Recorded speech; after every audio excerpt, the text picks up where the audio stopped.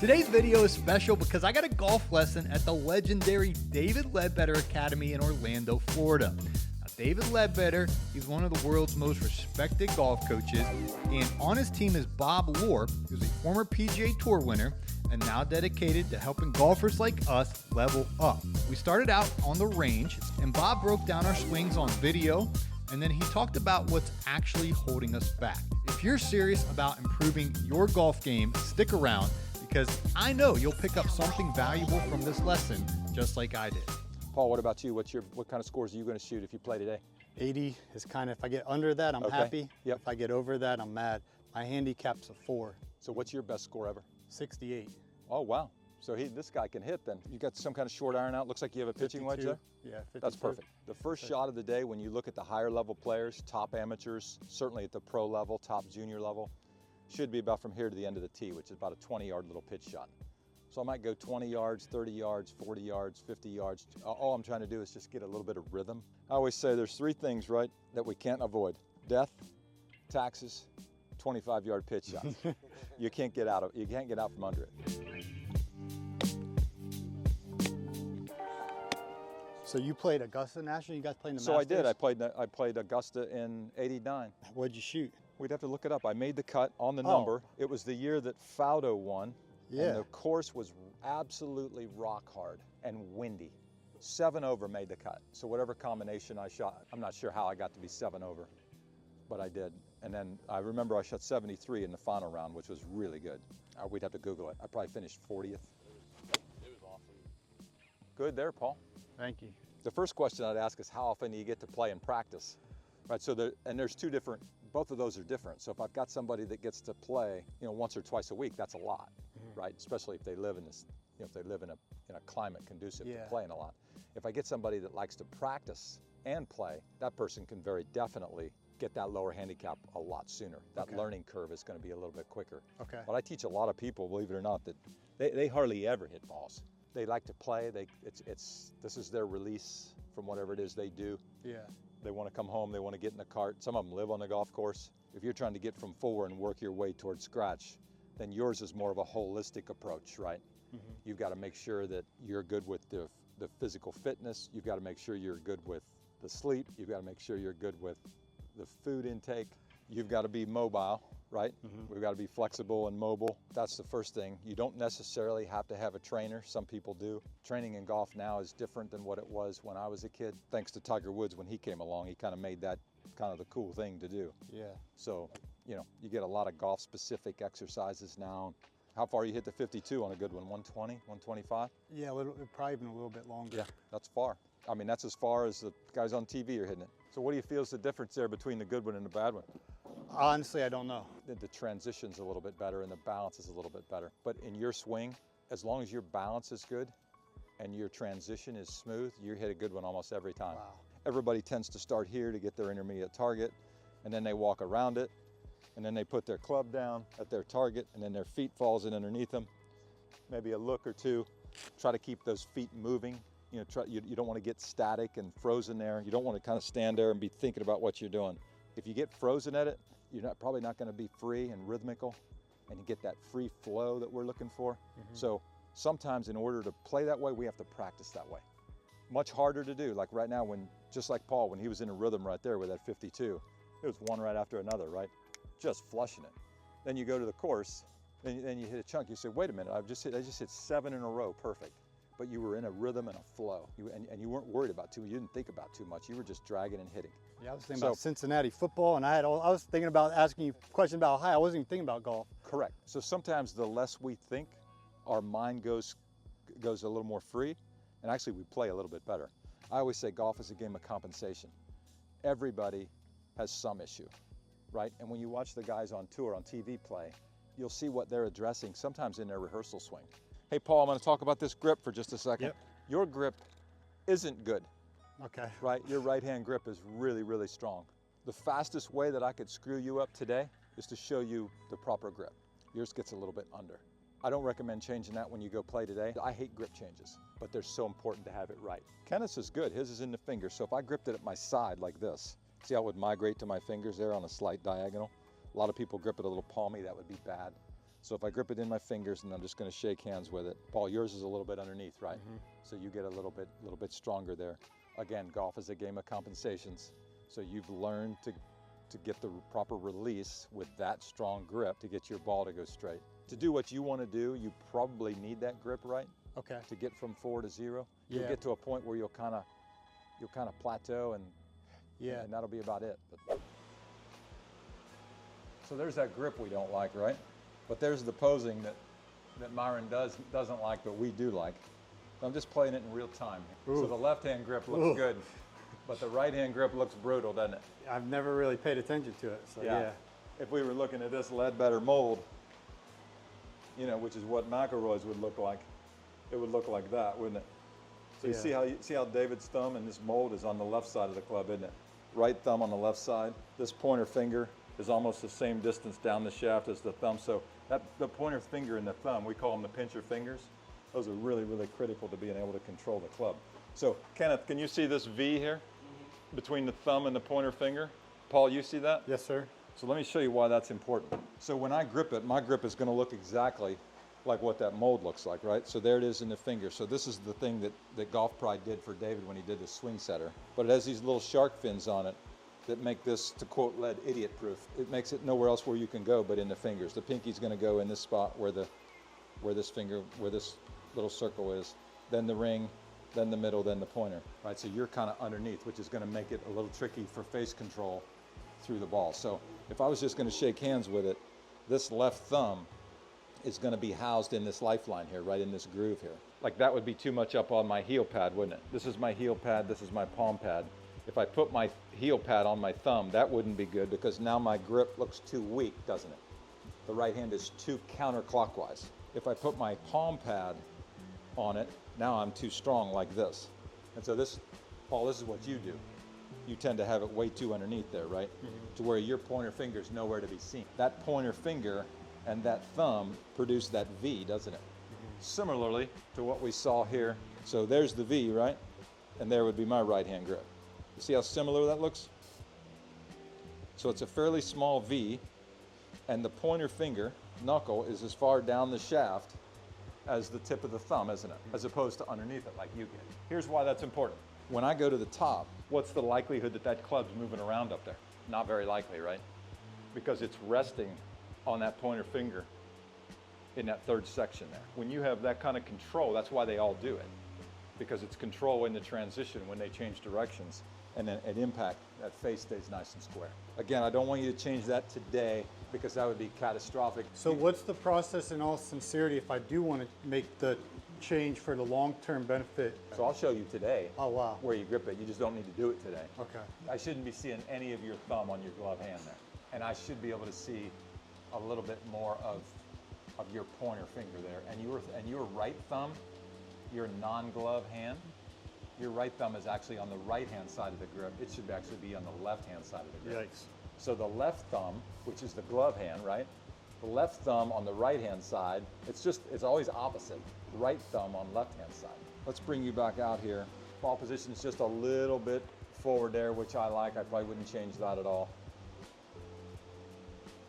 In your backswing, your club goes a little bit to the inside. I'll show you that a little bit from the down the line view.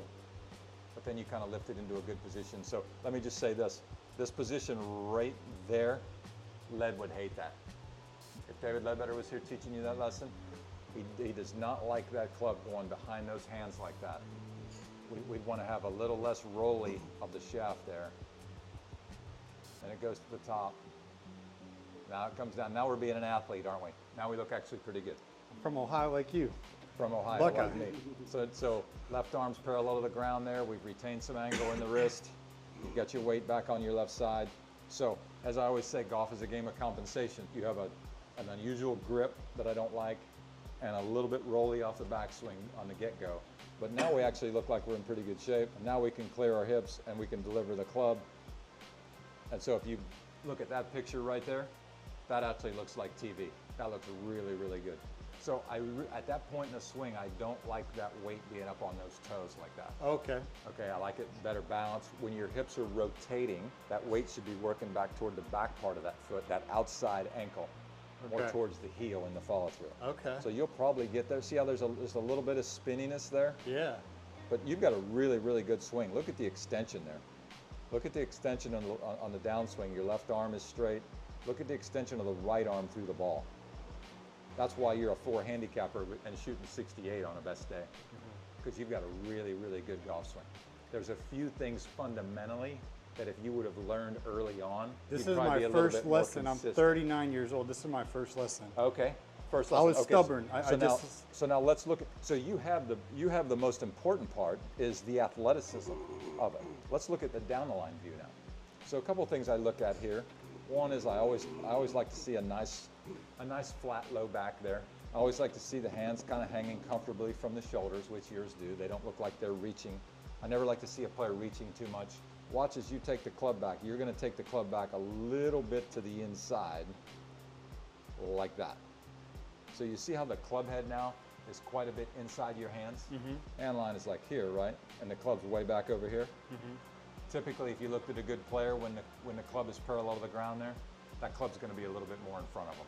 All's well that ends well, because you kind of lift it in position here. And now it's actually pretty good, right? The club face looks good. A little bit of a flying right elbow there, but that's a powerful position, which is why you hit the ball a long way. You know, some could argue that this left arm is a little bit steep there, that it could be a little bit deeper. Overall, you get it into a workable position there. Now you're going to drop it right in the slot. So this move right here is critical for you right there. So it's a little bit steep. See how the shaft is going through your left forearm there? You're kind of superimposing your left forearm. Most of the pros are going to be a little bit more shallow than that. That's just because they're going to be a little bit deeper on their backswing. There's impact. We hit that one a little bit on the toe, didn't we? Follow through.